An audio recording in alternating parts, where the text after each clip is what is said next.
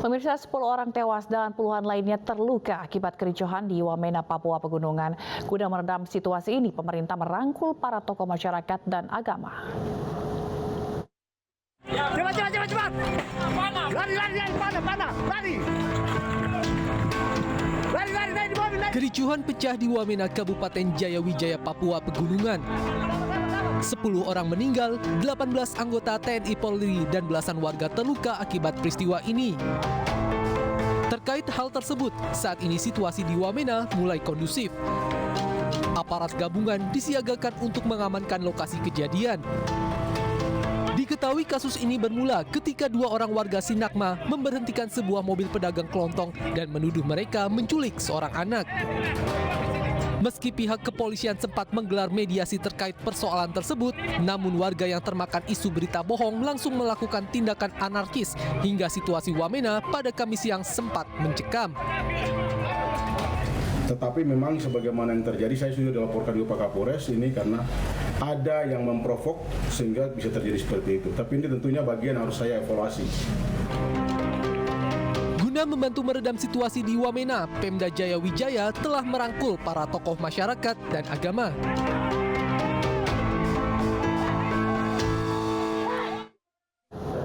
Pemirsa, seorang suami lempar istrinya ke laut dari atas kapal feri dari Merak ke Bakauni, Lampung. Pelaku diduga alami gangguan jiwa.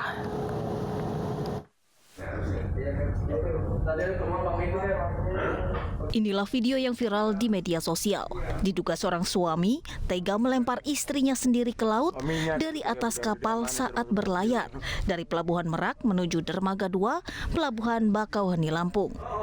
Beruntung korban tidak sampai tercebur ke laut karena tangan korban masih dapat meraih pegangan besi teralis kapal dan kemudian ditolong oleh petugas kapal.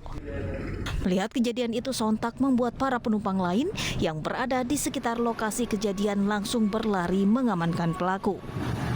Dari hasil penyelidikan sementara tim kepolisian Polres Lampung Selatan, berdasarkan keterangan dari petugas kapal, sang pelaku diduga mengalami gangguan kejiwaan dan kasus ini akan diselesaikan secara internal.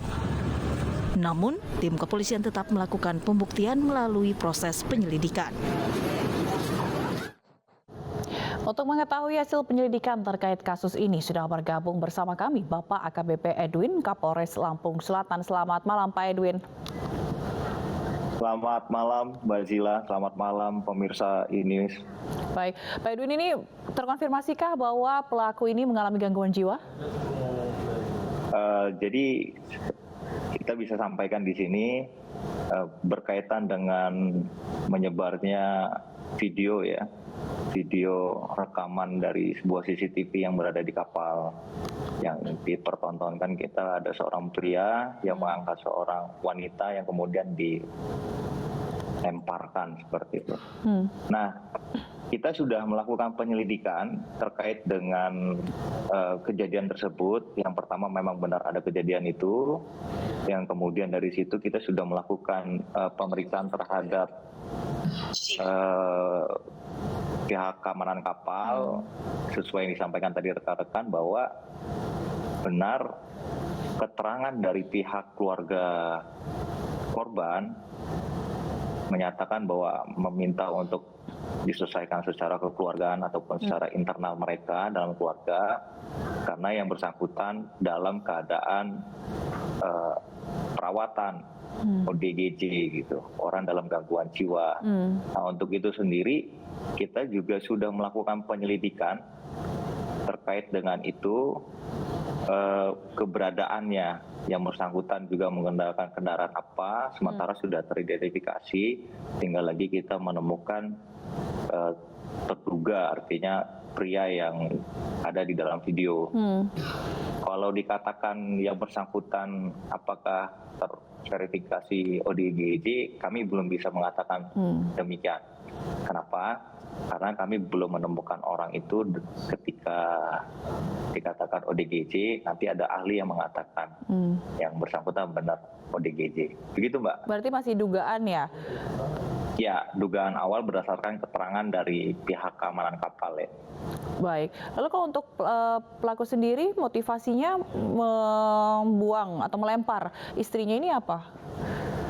Pak Edwin? Berdasarkan keterangan juga ya, ini berdasarkan keterangan juga dari pihak kapal, kan mereka melakukan pengamanan terhadap pelaku pada saat itu dan menanyakan kenapa kamu membuang wanita ini. Kalau keterangan yang bersangkutan mendapatkan bisikan, keterangan dari si pengaman kapal, adanya bisikan di kepalanya untuk melemparkan wanita tersebut ke laut. Bisikan itu Tapi maksudnya alhamdulillah bisikan goib selamat ya. gitu, Pak Edwin? Gimana, Mbak Dila? Bisikan itu maksudnya bisikan dari dalam kepalanya sendiri begitu? Ya, seperti itu. Ada bisikan di dalam kepalanya untuk melemparkan. Itu berdasarkan keterangan dari awak kapal yang ada di situ yang melakukan penyelamatan. Begitu, kita belum bisa memeriksa pelaku ya, artinya yang ada pria yang ada di dalam video itu. Kita Baik. belum bisa. Sekarang kita masih mencari di mana yang bersangkutan. Oh, berarti Begitu. pelaku masih dicari gitu ya, Pak Edwin. Kalau untuk kondisi Iya. korban sendiri hingga saat ini? Kalau korbannya itu kan pasangannya, jadi mereka satu kendaraan itu. Satu kendaraan itu terdiri dari 5 orang. 1 supir, wanitanya 1, 3 orang duduk di tengah ya. 1 suaminya di belakang juga tuh. Oke. Suaminya di belakang sama dengan keluarganya 2. Jadi totalnya 5 satu kendaraan. Kita sudah terverifikasi, tinggal lagi kita cari nih. Harapannya kalau memang dari pihak keluarga bisa menyerahkan supaya ini kita bisa selesaikan segera. Baik. Segera untuk kita lakukan pemeriksaan. Begitu Mbak Zila.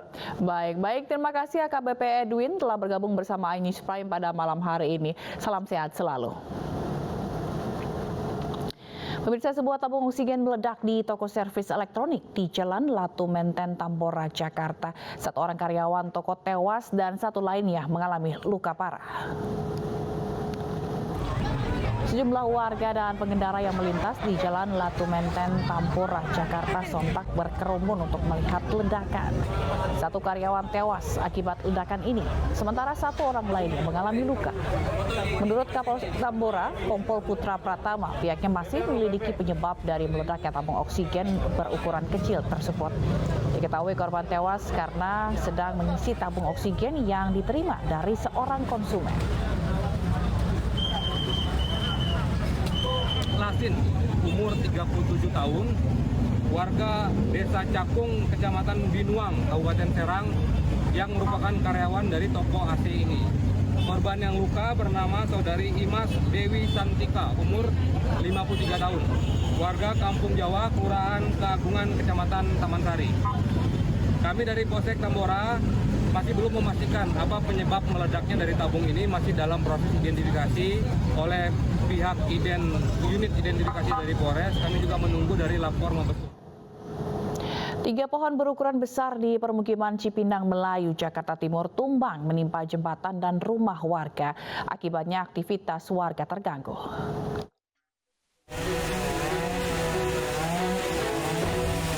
Sebuah jembatan penyeberangan di atas Kali Sunter di pemukiman Cipinang Melayu, Makassar, Jakarta Timur hancur usai tertimpa batang pohon palem berukuran besar hingga tak dapat dilalui warga.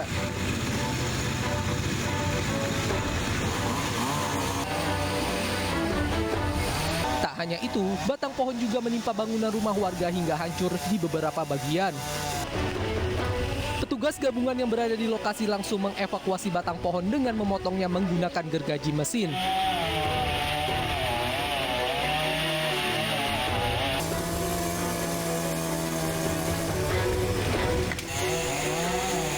Akibatnya, kini sebagian warga terpaksa harus mencari jalur alternatif lain untuk dapat beraktivitas. Ya, pastinya bisa untuk ini, untuk arah ke sini kita berjalan. Nggak ada jalan lain ya, Bu? Ada. Hah? Dapat muter Tapi ke jauh? belakang. Lumayan. Oh, berarti susah kalau mau ke sini ya? Iya, harus muter dulu dia. Diketahui sebelumnya 2 pohon palem dan 1 pohon angsana yang berada di bantaran kali tumbang sejak Jumat dini hari tadi. Ketiga pohon berukuran besar tersebut tumbang secara tiba-tiba sebelum adanya angin kencang dan hujan deras.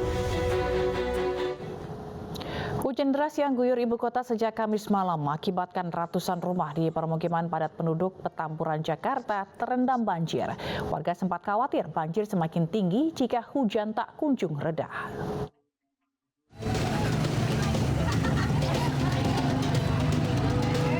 Sejak pagi hingga sore banjir yang merendam ratusan rumah di Jalan Petamburan Tanah Abang, Jakarta Pusat belum juga surut. Banjir setinggi 30 hingga 60 cm merendam akses jalan hingga masuk ke dalam rumah warga.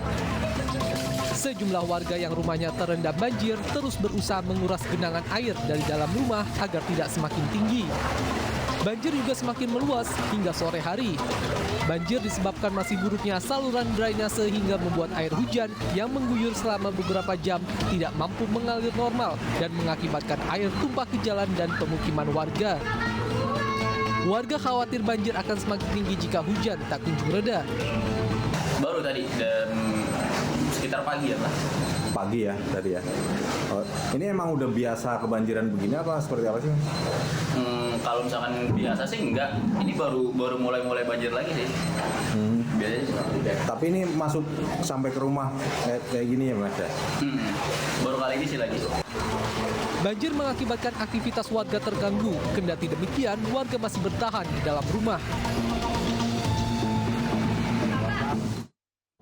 Ratusan rumah di Kabupaten Bekasi, Jawa Barat juga terendam banjir hingga 1 meter. Sementara di Tangerang, Banten, meski banjir rendam sekolah, namun siswa tetap semangat belajar.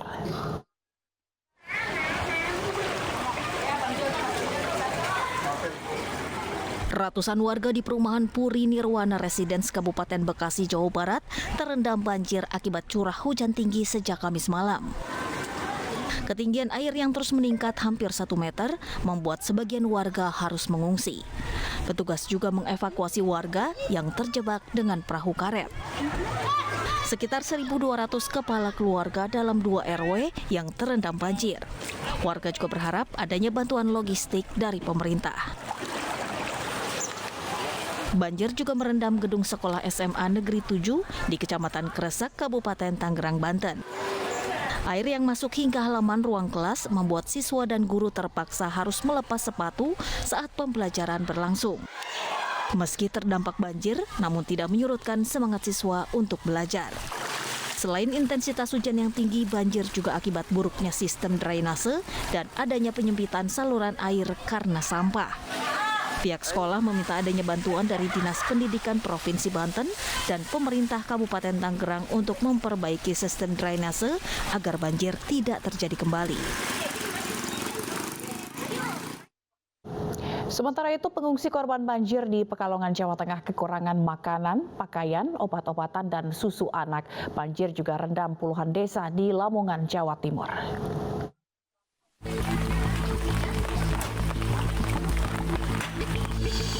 Banjir setinggi 50 cm hingga 1 meter melanda sejumlah lokasi di Pekalongan, Jawa Tengah.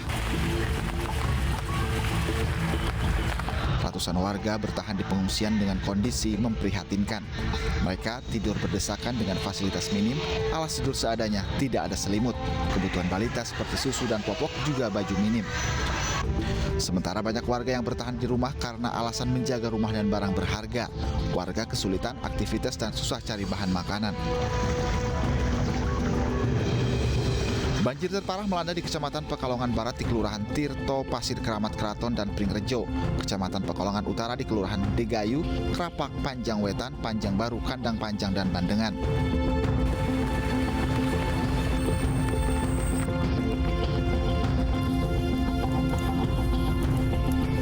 Banjir menggenangi sejumlah ruas jalan dan rumah warga di Desa Lamongan, Jawa Timur. Sebagian warga beraktivitas menggunakan perahu akibat genangan banjir tak kunjung surut.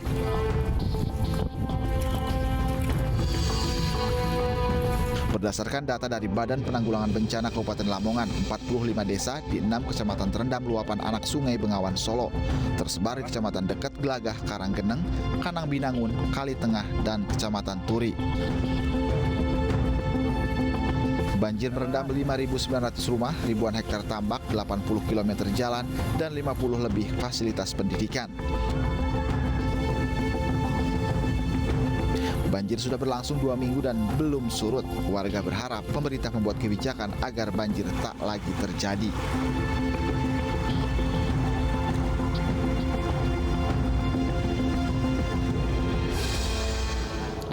Kita ke informasi lainnya pemirsa, hasil observasi Rumah Sakit Hermina Bekasi pada bayi penderita obesitas Kenzi, obesitas yang dialaminya selain nutrisi juga dari genetik.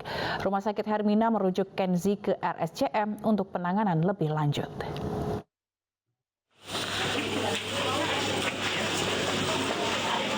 Kenzi, bayi pengidap obesitas asal Kabupaten Bekasi, Jawa Barat, segera dirujuk ke Rumah Sakit Cipto Mangunkusumo, Jakarta. Dokter spesialis anak yang menangani Kenzi di Rumah Sakit Hermina Bekasi menyatakan pemeriksaan awal menunjukkan bahwa bayi Kenzi telah menderita obesitas sejak usia 6 bulan. Selain karena masalah nutrisi, faktor genetik turut mempengaruhi kenaikan berat badan bayi usia 1,5 tahun ini. Tim dokter menduga kelebihan berat badan Kenzi dipicu dari penyakit penyerta. Khawatir dengan kemungkinan komplikasi penyakit pada Kenzi, pihak Rumah Sakit Hermina kemudian merujuk pasien ke RSCM untuk penanganan lebih lanjut oleh tim dokter khusus. Yang beratnya demikian ekstrim, kami khawatir juga akan diikuti oleh penyakit-penyakit yang sering menyertai obesitas ya, atau boleh dibilang seperti komplikasinya, mulai dari jantung, kemudian paru-paru, diabetes, kemudian tulang. Di usia 1,5 tahun, berat badan Muhammad Kenzi Alvaro, bayi asal Bekasi, mencapai 27 kg. Dari keterangan orang tuanya, Kenzi lahir dengan bobot 4 kg dan panjang 50 cm. Sejak lahir, Kenzi telah diberikan susu formula dan susu kental manis karena sang ibu tidak bisa memberikan cukup ASI akibat masalah kesehatan. Udah periksa kemana aja, Bu, untuk kesehatan Kenzi tersebut?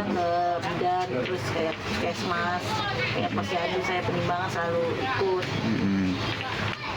Sejauh ini sih penting, maksudnya dia belum bisa kayak anak yang lain-lain belum bisa jalan, dia kan baru duduk doang. Kenzi merupakan anak keempat dari 4 bersaudara. Kini keluarga berharap agar Kenzi bisa mencapai berat badan ideal sehingga bisa tumbuh dan berkembang dengan sehat dan normal. Punya TV tadi girangnya. 3 polisi terdakwa kasus tragedi Kanjuruhan dituntut 3 tahun penjara. Selengkapnya usai jeda.